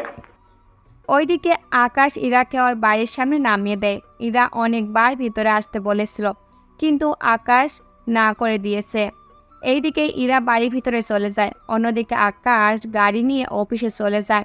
ইরা বাড়িতে যাওয়ার পর ওর আব্বু ইরাকে কিছু বলেনি, কেননা ইরা ওর আব্বুকে সব কিছু জানাতো ওখানে কি কি হয়েছিল। ইরার আব্বু অনেক খুশি হয়, কেননা ওরা ইরাকে অনেক সেবা যত্ন করেছে। তার উপর আকাশও অনেক ভালো ছেলে, তাই ইরার আব্বু এই ব্যাপারে ইরাকে সাপোর্ট করেছিল। তাই তো ইরা এতদিন ধরে নিশ্চিন্তে ওই বাড়িতে থাকতে পেরেছিল। এইদিকে আকাশ অফিসে গিয়ে কাজ করে রাতে বাসায় চলে আসে। ভাইয়া, তোর সাথে কিছু কথা ছিল। কি কথা, তাড়াতাড়ি বল বোন, আমি এখন আবার বের হব, কিছু কাজ বাকি আছে। তাহলে তুই কাজ সেরে আয়, পরে বলবো। ঠিক আছে, তোর জন্য কিছু আনতে হবে নাকি? হ্যাঁ ভাইয়া, আমার ফ্রিজ পুরো খালি হয়ে গেছে। কি বলিস? 10 দিনও হলো না, এর মধ্যেই ফ্রিজ খালি? এরকম করলে তো ঠান্ডা লেগে যাবে বোন। কিছু হবে না, তুই আসার সময় সব নিয়ে আসবি। ঠিক আছে, আমি সব নিয়ে আসব। আকাশ বের হয়ে যায়। অন্যদিকে কুইন তার কাজকর্ম শুরু করবে এই কথা শুনে কিংও কাজ করতে চলে যায়। কোনো খবর পেয়েছিস? কুইন এতদিন কোথায় ছিল? না কিং, কেননা কুইন এতদিন ধরে নাকি ওর লোকদের সাথে কোনো কথা বলেনি, তাই আমরা কোনো কিছু জানতে পারিনি। তবে চিন্তা করবেন না, তা চলে এসেছে, তাই আমরা ধীরে ধীরে সব জানতে পারবো। তা নতুন কোনো কাজ আছে কিনা তা নিয়ে আলোচনা করো। খবর পেয়েছি কুইন আজ রাতে একটা মিশনে যাবে, তাও ছোটখাটো একটা মাফিয়ার সাথে। তা তো যাবই, কারণ আমাদের সাথে তো কখনোই পারবে না, তাই শুধু শুধু টক্কর দিয়ে নিজের প্রাণটাও হারাবে না।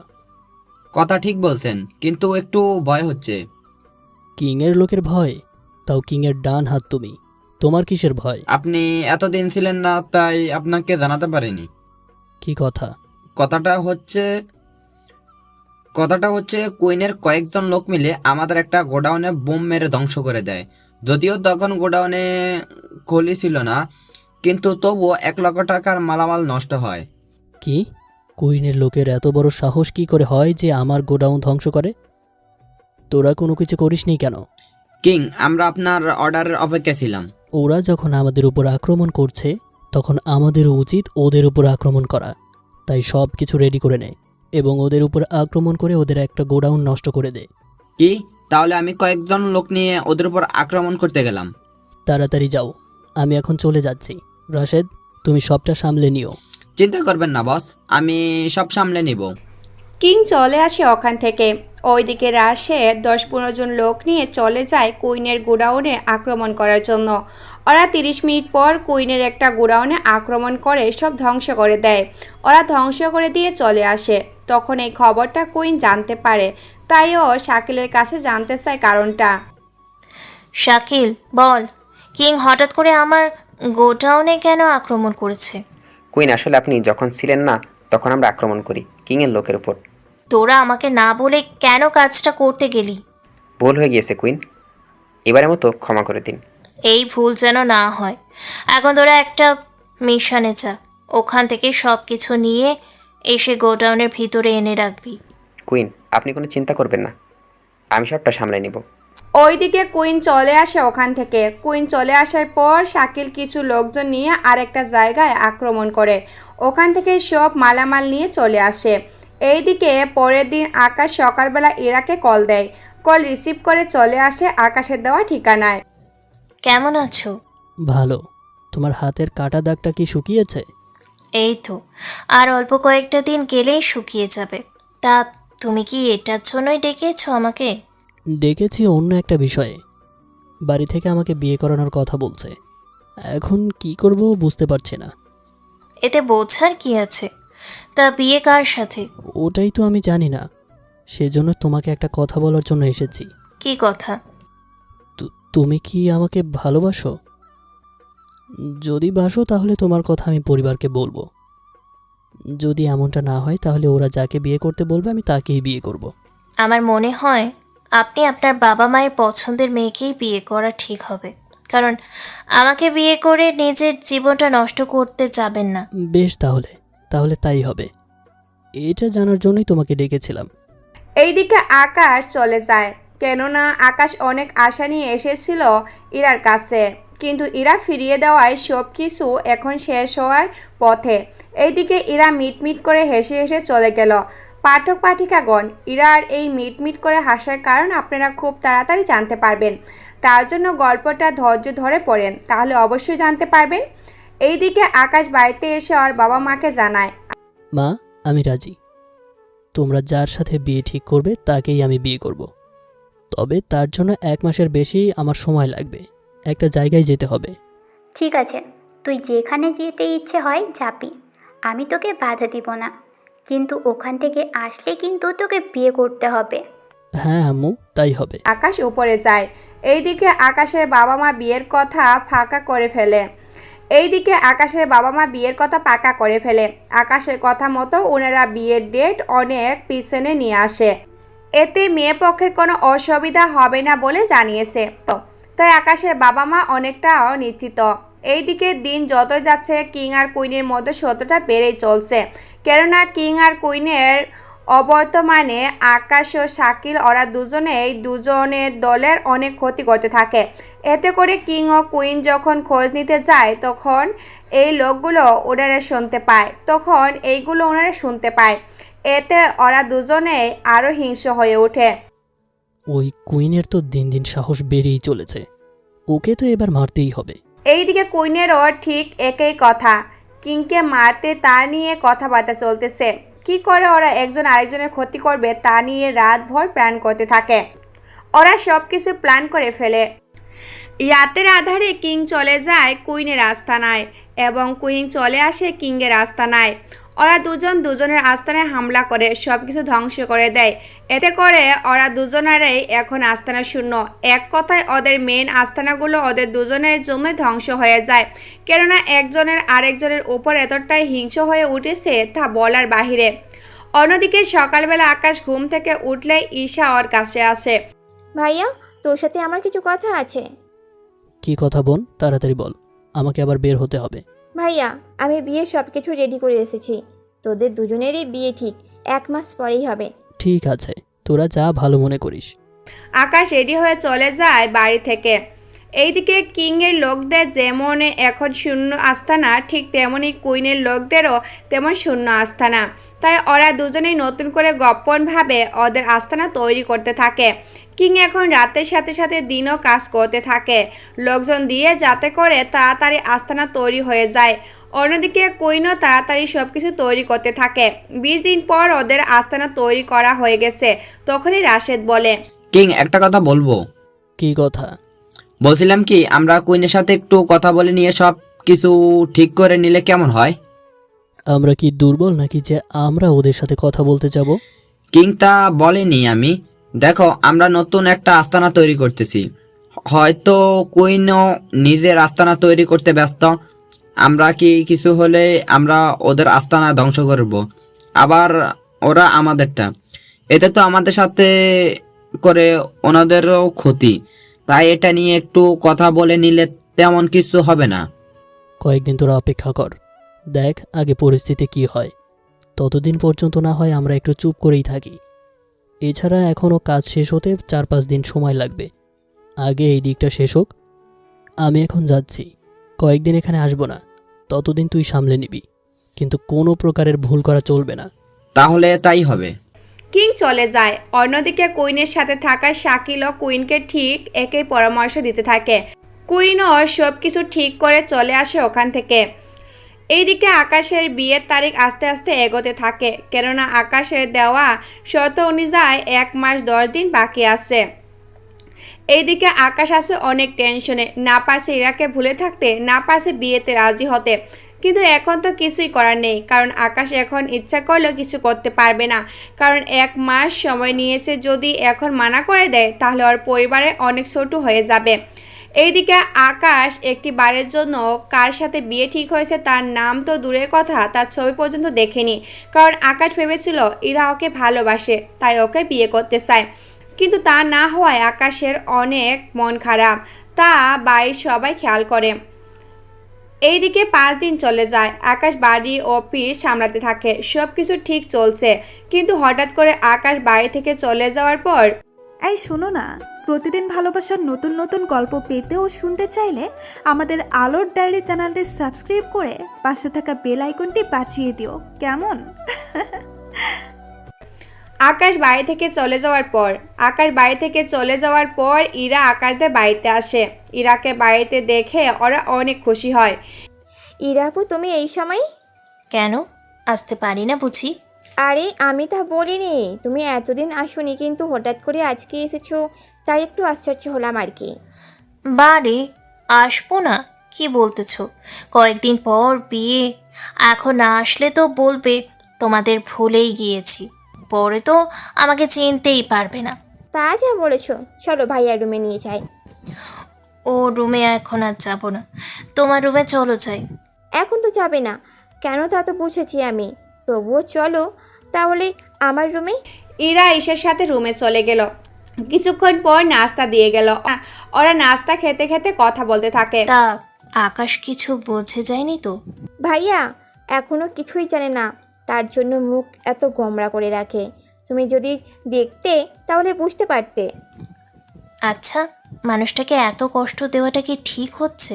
বাবা, বিয়ে না হতেই দরদ দেখাতে শুরু করলো, না জানি বিয়ের পর কি কি করে। বিয়ের পর আমি ওকে যা করার করব, তখন আর পালাতে পারবে না। তা যা বলেছ, তখন তো ভাইয়া তোমাকে দেখলে শক খাবে। আমি যে কারণে এসেছি, বিয়েটার বাকি যেহেতু 1 মাস হয়ে আসতেছে, তাই আব্বু জানতে চেয়েছে কবে তোরা যাবি। আসলে ভাইয়ার জন্য লেট হয়ে যাচ্ছে আমাদের, ভাইয়া তো 2 দিন পরে জানাবে। কোনো একটা কাজ নিয়ে ভাইয়া একটু ব্যস্ত তো, তাই। আচ্ছা তাহলে আমি এবার উঠি, তোমরা সব কিছু ঠিক হয়ে গেলে চলে এসো। হ্যাঁ, ভাইয়ার মত পেলেই আমরা চলে আসব, তাছাড়া আসার আগে আমরা অবশ্যই জানাবো। তাহলে আমি এখন উঠি। আপু বিকালে যেতে পারবে তো? না ঈশা, আমারও অনেক কাজ পড়ে আছে, সেগুলো শেষ করে তারপর। আচ্ছা, বিয়ের আগে আবার আসবে কিন্তু। ঠিক আছে, অবশ্যই আসবো। তাহলে এখন যাই আমি। তাহলে আসো। ইরা চলে যায়। এইদিকে ঈশা ও বাকি কাজগুলো করতে থাকে, কেননা কয়েকদিন পর ওদের বিয়ে, সেই জন্য অনেক কাজ পড়ে আছে। এইদিকে ইরাও কিছু কাজ পড়ে আছে, ওইগুলো শেষ করবে। এইভাবে দেখতে দেখতে 5 দিন কেটে গেল। আকাশ এখন মোটামুটি বাড়িতে এসে জানায় বিয়ের দিন তারিখ ঠিক করার জন্য। আকাশের মুখে এই কথা শুনে সবাই অনেক খুশি হয়। সেই জন্য পরিবারের সবাই চলে যায় ইরাদের বাড়িতে, শুধু আকাশ বাড়িতে থেকে যায়। ওখানে গিয়ে ওনারা ইরার বাবা মায়ের সাথে কথা বলে বিয়ের দিন ঠিক করে ফেলে। বিয়ের 5 দিন পর ওনারা ঠিক করে, কেননা এমনিতেই অনেক সময় পার হয়ে গেছে, তাই ওনারা এর চেয়ে বেশি সময় নিতে চাইছে না। তাই ওদের বিয়েটা এরা তাড়াতাড়ি করে বাড়িতে চলে আসে। বাড়িতে এসে আকাশকে বিয়ের কথা জানায়। পরিবারের সবাইকে খুশি দেখে আকাশ নিজেও খুশি, কিন্তু ভিতরে ভিতরে আকাশ এখনও ইরাকে ভালোবাসে। এইদিকে বাড়িটা খুব সুন্দর করে সাজানো হচ্ছে, সাথে বাড়ির সবাই শপিং মলে যাচ্ছে, সাথে আকাশকেও নিয়ে যাচ্ছে। ভাইয়া একটা কথা বলতো, তুই কি এই বিয়েতে খুশি নয় কি? তোদের খুশিতেই আমি খুশি, তাই আমার কিছু বলার নেই। থাক ভাইয়া, দুঃখ করিস না। শপিং মল এসে গিয়েছে, আমি তোর সাথে একসাথে ঢুকবো। তুই ভেতরে যা, আমি গাড়িটা পার্ক করে আসছি। না ভাইয়া, ওই দিন এখানে এসেছিলাম, শপিং মলের বাইরে কিছু বাজে ছেলে আছে, ওরা আমাকে অনেক বাজে কথা বলেছিল, তাই। কোন ছেলেগুলো আমাকে দেখিয়ে দিবি। ঠিক আছে ভাইয়া, দেখিয়ে দেব। আকাশ গাড়ি পার্কিং করে আসে, ওখানে গিয়ে গাড়িটা রেখে ঈশাকে সাথে করে নিয়ে চলে আসে। ঈশা, তুই ভেতরে যা, আমি দেখছি কোন ছেলে তোকে বাজে কথা বলে। ঈশা ভিতরে চলে যাচ্ছে, তখন কিছু ছেলে ঈশাকে অনেক কথা শুনিয়ে দিল। আকাশ ঈশাকে ভিতরে যেতে বলে, ঈশাও তাই করলো। ঈশা ভিতরে যাওয়ার পর আকাশ ছেলেগুলোর কাছে গিয়ে ওদের ইচ্ছা পরিমাণে মারতে থাকে। ওরা আকাশের হাতে অনেক মার খেতে থাকে। ওদের মারতে দেখে ওখানে থাকা অনেকে হাততালি দেয়, আকাশকে উৎসাহ দেয়, কেননা এই ছেলেগুলোর জন্য এখানে কেউ ঠিকমতো শান্তিতে ভিতরে ঢুকতেই পারে না। আকাশ ওদের ইচ্ছা মতো মেরে ভিতরে চলে যায়। ভাইয়া, এত দেরি হলে আসতে যে? ওদের একটু বোঝাতে সময় লেগে গেল। ভাইয়া এখন বল, ভাবির জন্য কোন শাড়িটা পছন্দ করব? ঈশা, তোর পছন্দ মতো একটা নিয়ে নে, তাহলেই তো হয়। তোর কি মাথা ঠিক আছে? বউ তোর আর শাড়ি পছন্দ করবো আমি? আমার কি অন্য কোনো কাজ নেই নাকি? আরে রাগ কেন করছিস বোন আমার? এই তো পছন্দ করে দিচ্ছি, তবু এখন মুখ গোমরা করে থাকিস না। আকাশ ওখান থেকে কয়েকটা শাড়ি দেখতে থাকলো। শাড়িগুলো দেখে আকাশের ইরার কথা মনে পড়ে গেল, তাই আকাশ ইরার কথা ভাবতে ভাবতে একটা শাড়ি ঠিক করে ঈশার হাতে দিল। ঈশা শাড়িটা দোকানদারকে প্যাক করে দিতে বলল।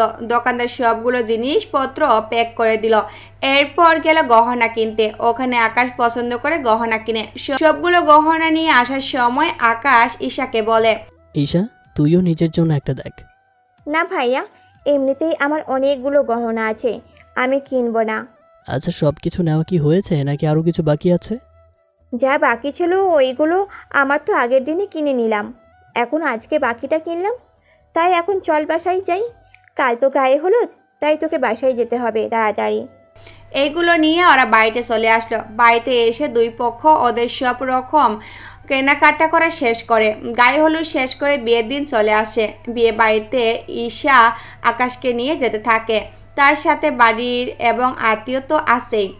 ওই দিনের মতো ওদের বিয়েটা হয়ে যায়, কিন্তু আকাশ এখনও মেয়ের নামটাও জানে না, কেননা আকাশ রেজিস্ট্রারির আগে সব করেছিল, যার জন্য আকাশের কনের নামটা জানতে পারেনি। ওই দিনের মতো ওদের বিয়ে হয়ে গেল। ইরাকে নিয়ে ওরা বাড়িতে চলে আসে, যদিও ইরা আসার সময় একটু কান্নাও করেনি, কেননা কান্না করলেও বা কী হবে, বিয়েটা যে তার পছন্দের মানুষের সাথেই হচ্ছে। ইরাকে বাড়িতে নিয়ে আসার পর আকাশের রুমে নিয়ে বসিয়ে রাখা হলো। রাত 1টা। আকাশ রুমে ঢুকে দরজা বন্ধ করে দিয়ে খাটের পাশে যেতেই ইরা বিছনা থেকে নেমে আকাশের পাশ হয়ে সালাম করে। সালাম করতে হবে না আপনাকে, আপনি উঠে বসুন। দেখুন, আমি আপনার বিবাহিত স্ত্রী, তাই আমাকে তুমি করে বলতে পারেন। দেখুন, আমি অন্য একজনকে ভালোবাসি, তাই আপনাকে মেনে নিতে আমার কিছুদিন সময় লাগবে। আমি জানি আপনি অন্য কাউকে ভালোবাসেন, তাই কোনো ব্যাপার না।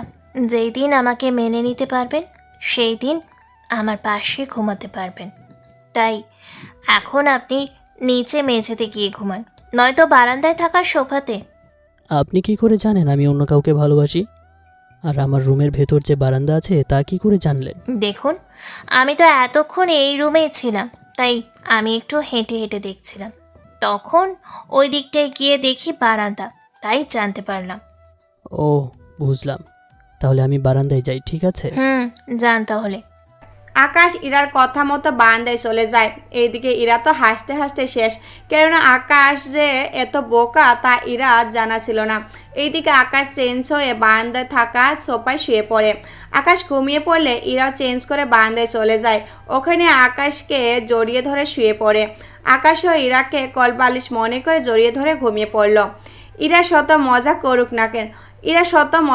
না কেন আকাশকে তো ও ভালোবাসে, তার উপর নিজের স্বামী, তাই ওকে কষ্ট তো আর দিতে পারে না। তাছাড়া এই রাতটা প্রতিটা মেয়ের কাছে গুরুত্বপূর্ণ। তাই ইরাও আকাশের সাথে ঘুমিয়ে চাঁদ দেখার পাশাপাশি স্ত্রীর অধিকারও পালন করেছে। পরের দিন সকালে আকাশ ঘুম থেকে উঠে দেখে ইরা বারান্দায় আকাশের সামনে বসে আছে। আকাশ প্রথমে এটাকে স্বপ্নে ভেবেছিল, তাই আবারও ঘুমিয়ে পড়ে চোখ মেলে তাকায়। তখন ইরাকে দেখতে পায়, তাই সোফা থেকে লাফ দিয়ে উঠে বলে, এ কি ইরা, তুমি এখানে কেন? বারে, আমাকে ভালোবেসে এখন অন্য আরেকটা মেয়েকে বিয়ে করলে, সারা রাত রোম্যান্স করে তার সাথে এখন বলছো আমাকে চিনো না? বিশ্বাস করো ইরা, তুমি আমার ভালোবাসা ফিরিয়ে দেওয়ার পর আমি বাড়িতে এসে জানাই যে বাড়ির সবার পছন্দের মেয়েকেই বিয়ে করব। তাছাড়া রোমান্স কি বলছো তুমি? আমি তো ওই মেয়ের নামটা তো দূরের কথা, ওকে কখনো চোখেও দেখিনি, তার জন্য রাতে এখানে ঘুমিয়েছি। কিন্তু তুমি বিয়েতে আসছো ভালো কথা, এখানে যদি আমার বউ তোমাকে আর আমাকে দেখে ফেলে, না জানি আমার কি হাল করবে। এইদিকে আকাশের মুখে কথাটা শুনে ইরা মিটমিট করে হাসতে থাকে, যা আকাশের কথা বলার সময় বুঝতে পারে। এই, তুমি হাসছো কেন? তাড়াতাড়ি করে যাও এখান থেকে, নয়তো আমার অবস্থা তো পুরোই শেষ। ঠিক আছে, আমি আন্টির সাথে দেখা করে আসি। মায়ের সাথে কেন দেখা করবি? বারে, আন্টি তো আমাকে চিনে, তাছাড়া ঈশাও চিনে, তাহলে সমস্যা কোথায়? তাছাড়া কেউ জিজ্ঞেস করলে বলবো আমি ঈশার বান্ধবী, তাহলেই তো হয়। তাহলে তুমি গোসল করে রেডি হয়ে একসাথে নিচে নামবে। তা না হয় নামলাম, কিন্তু আমার বিয়ে করা বউ কোথায়? না জানি তোমাকে দেখে কি কাণ্ড বাঁধিয়ে বসে। আরে ওকে দেখলাম আমাকে রান্নার কাজে সাহায্য করছে, তাই আমি এই ফাঁকে তোমার সাথে দেখা করতে আসলাম। তাহলে তুমি যাও, আমি আসছি। ইরা মিটমিট করে হাসতে হাসতে নিচে নেমে গেল। এইদিকে আকাশ ফ্রেশ হয়ে রেডি হয়ে নেমে এলো নিচে। আকাশ নিচে নেমে ডাইনিং টেবিলে বসে নাস্তা করতে, তখন ইরা আকাশের সামনে নাস্তা নিয়ে আসে। নাও, নাস্তা করো। তুমি এখানে কেন? আমার বউ দেখলে তো তেলে বেগুনে জ্বলে উঠবে। কিছু হবে না, তাড়াতাড়ি করে খাও। ওদের এমন ফুসির ফাঁসির করা দেখে ঈশা বলে, ভাইয়া, সারা রাত কথা বলার পরও কি তোদের কথা হয়নি? যে এখনও এসেও কথা বলছিস? ভাবি তুমিও না, ভাইয়াকে খেতে দাও। এমনিতে ভাইয়া এই কয়েকটা দিন ঠিক মতো খেতেও পারেনি। ইরাকে ঈশা ভাবি বলাতে আকাশ ইরার দিকে তাকায়। তখন দেখে ইরা মিটমিট করে হাসছে। হাসতে হাসতে উপরে চলে গেল। তখন আকাশ ঈশার দিকে তাকিয়ে দেখে ঈশাও হাসছে। তখন আকাশের বুঝতে বাকি রইল না যে এইগুলো ওদের প্ল্যান করা। তাই আকাশ নাস্তা করে উপরে যায়। উপরে গিয়ে দরজা আটকে দেয় এবং ইরার কাছে গিয়ে ইরার কোমর ধরে আকাশ নিজের সাথে মিশিয়ে নেয়। বাহ, ভালোই তো ম্যাডাম, আমার সাথে ডাবল রোল খেললে, আমার রাতটাই মাটি করে দিলে। কিছুই মাটি হয়নি। তোমার মনে আছে তুমি বারান্দায় গিয়ে শুয়ে পড়েছিলে? হ্যাঁ, মনে পড়ে তো। তার কিছুক্ষণ আমার পাশে কিছু একটা ছিল, আমি তো কোলবালিশ মনে করে জড়িয়ে ধরে শুয়ে পড়েছিলাম। কিন্তু কেন বলো তো? আসলে ওটা কোলবালিশ ছিল না, আমিই ছিলাম। কি, ওটা তুমি ছিলে? হ্যাঁ, আমিই ছিলাম। আসলে তুমি যখন আমাকে বলেছিলে তুমি অন্য কাউকে ভালোবাসো, তখন আমি রাগ করে তোমাকে ওখানে ঘুমোতে বলি। পরে ভাবলাম সে আমাকেই তো ভালোবাসে, তাই আমি তোমার পাশে এসে তোমাকে জড়িয়ে ধরে ঘুমিয়ে পড়ি। কারণ এই রাতটা তো একবারই আসে, তাই তোমাকে কষ্ট দিতে চাইনি, সেই জন্য তোমার পাশে ঘুমিয়ে পড়েছি। কিন্তু তুমি কোলবালিশ মনে করে যা করলে না আমার সাথে। আমি কি করলাম? যা করেছো তা বলা যাবে না। এরপর ভাবলাম তোমার সাথে একটু মজা করি, তাই তখন অমনটা করলাম তোমার সাথে। তুমি আমাকে এত বোকা বানালে? জীবনে কারো কাছে এতটা বোকা হয়নি আমি যতটা তুমি আমাকে বোকা বানিয়েছো। সত্যি আমি ভাবতেও পারিনি তুমি এতটা বোকা হবে। কথাটা বলে ওরা দুজনে হাসতে থাকে। এইভাবে চলছিল ওদের জীবন। ওরা তো একজন আরেকজনকে ছাড়া কিছুই বুঝতেছে না। এবং কি মেয়েরা বিয়ের পর বাপের বাড়িতে যায়, কিন্তু ইরা আজ 10 দিন হয়ে গেল, কিন্তু এখনও বাপের বাড়িতে যাবে বলে মনেই হচ্ছে না।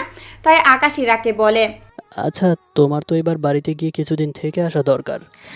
যাব, তবে তোমাকেও আমার সাথে যেতে হবে, কারণ আমি তোমাকে ছাড়া একা একা থাকতে পারবো না। চিন্তা করো না, কাল সকালে আমি তোমাকে নিয়ে গিয়ে দিয়ে আসব। ওখানে আমি না হয় একটা রাত থেকে পরের দিন চলে আসব। আচ্ছা, তাই করব।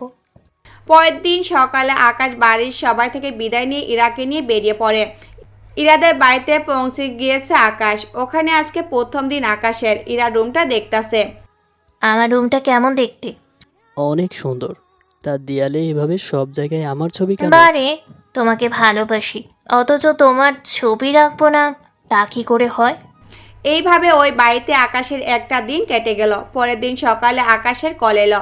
তাই আকাশ ভেবে নিয়েছে এখানে থেকে যে করেই হোক আজকে বের হতেই হবে, কেননা এখানে থাকলে এরা কিছুতেই বের হতে দিবে না। তাই আকাশ ইরার কাছে যায়। ইরা, আমি না আজকে বের হব, আমার কিছু কাজ আছে। তোমাকে আমি না হয় এর পরের দিন বিকেলে নিতে আসব। এইদিকে ইরাও মনে মনে ভাবে, যাক বাবা, বাঁচা গেল। আমি আকাশকে বলার আগেই আকাশ বলে দিল, নয়তো আকাশকে এভাবে চলে যেতে বললে ও অনেক দুঃখ পেত। ভালোই হয়েছে আকাশ নিজে থেকে যাওয়ার কথা বললাই। কিছু বলছো না যে? আচ্ছা যাও, তবে সাবধানে যাবে। এইদিকে আকাশ বিকালে বের হয়ে যায়। অন্য কিংয়ের আস্তানায় এসে জানতে পারে কুইনের বিয়ে হয়ে গেছে। তার সাথে এটা জানতে পারে রাশেদ কুইনের লোকদের মারতে গিয়ে রাশেদ ও কুইনের ডান হাত শাকিলও মারা যায়। এইদিকে এমন কথা শুনে কিং তো প্রচণ্ড রেগে যায় এবং না চাইতেও চোখ দিয়ে পানি বের হয়ে গেল। কি, ওই কুইনের এত বড় সাহস আমার সবচেয়ে কাছের লোকটাকে মেরে ফেলে? এই তোরা কে কোথায় আছিস? সব অস্ত্র নিয়ে বেরিয়ে পড়, আজকেই কুইনের শেষ রাত হবে। অপরদিকে কুইন এসে জানতে পারে ওর প্রিয় লোককে কিংয়ের ডান হাত রাশেদ এখানে হামলা করে শাকিলকে মেরে ফেলে গেছে, কিন্তু শাকিল মরার আগে রাশেদকে গুলি করে মেরে ফেলে। এই খবর শুনে কুইনের চোখ দিয়ে পানি পড়ে যায়। তাই কুইনও সিদ্ধান্ত নেয় কিংয়ের সাথে যুদ্ধ করে ওকে মেরে ফেলবে। তাই কুইনও ওর সব লোকদের নিয়ে বেরিয়ে পড়ে। ওরা দুজনেই তাদের লোকদের নিয়ে আসার সময় রাস্তায় দেখা হয় ওদের। ওখান থেকে ওরা গাড়ি থেকে নেমে একজন আরেকজনের উপর গুলি করতে থাকে। এভাবে অনেকক্ষণ পর কিংয়ের লোকেরা সব মারা যায়। তার সাথে কুইন ছাড়া ওর দলের সবাই মারা যায়। তাই এবার কুইন ও কিংয়ের দুজন বের হয়ে আসে, পিস্তল তাক করে। কি দোষ করেছিল আমার লোক শাকিল যে তোর লোক ওকে মেরেছিল? আমি জানি না কেন রাশেদ এভাবে আমাদের লোকের উপর হামলা করবে। তাছাড়া আমার বিয়ের জন্য আমি 15 দিনের মতো যোগাযোগ করতে পারিনি। ওই সময় হয়তো তারা দুজনের মধ্যে শত্রুতা বাড়িয়েছিল। তাও হতে পারে, আমারও বিয়ে হয়েছিল বলে কিছু জানতে পারিনি, কিন্তু এখন তুই আমার হাত থেকে বাঁচতে পারবি না। আমার একটা কথা আছে, যেহেতু আমরা দুজনেই বিবাহিত, তাই দুজনেরই উচিত এই পথ ছেড়ে দেওয়া, কারণ আমাদের কোনো লোকই আর বেঁচে নেই, শুধু আমরা দুজন ছাড়া। তাই আমাদের নিজের ক্ষতি না করাই ভালো। আমরাও হয়তো মারামারি করে দুজনেই হয়তো মারা যাব, কিন্তু বাড়িতে আমার বউ আছে, আপনার স্বামী আছে। তাই ভেবে দেখেন, আমরা মারামারি করে দুজনেই মারা গেলে ওদের কি হবে? তাই আমরা দুজনেই এখান থেকে চলে যাই। আপনি ঠিকই বলেছেন, আমি আমার স্বামীর জন্য হলেও বেঁচে থাকতে চাই, তাই আমার শত্রুতা এখানেই শেষ করতেছি। তবে যাওয়ার আগে কি আমরা একজন আরেকজনের মুখটা দেখতে পারি কি? ওকে, যেহেতু সব শেষ, তাই শেষমেশ না হয় নিজেদের মুখটা দেখে নিই। ওরা নিজের মুখটা দেখে একে অপরের কাছে এসে জড়িয়ে ধরল, কেননা কিং হচ্ছে আকাশ আর কুইন হচ্ছে ইরা। আর একটু হলে তো। হ্যাঁ, তাহলে তো অনেক কিছু হয়ে যেত। বলে দুজনে কান্না করে দেয়। আর এই কান্না করার মধ্য দিয়ে শেষ হয়ে গেল কিং আর কুইনের সব কাহিনী। গল্পটা কেমন হয়েছে অবশ্যই জানাবেন। সমাপ্ত। গল্পটি যদি ভালো লেগে থাকে তাহলে অবশ্যই একটি লাইক এবং শেয়ার করে দেবেন। গল্পটি কেমন হয়েছে এবং আপনাদের কীরকম গল্প পছন্দ কমেন্ট করে জানিয়ে দেবেন। ধন্যবাদ।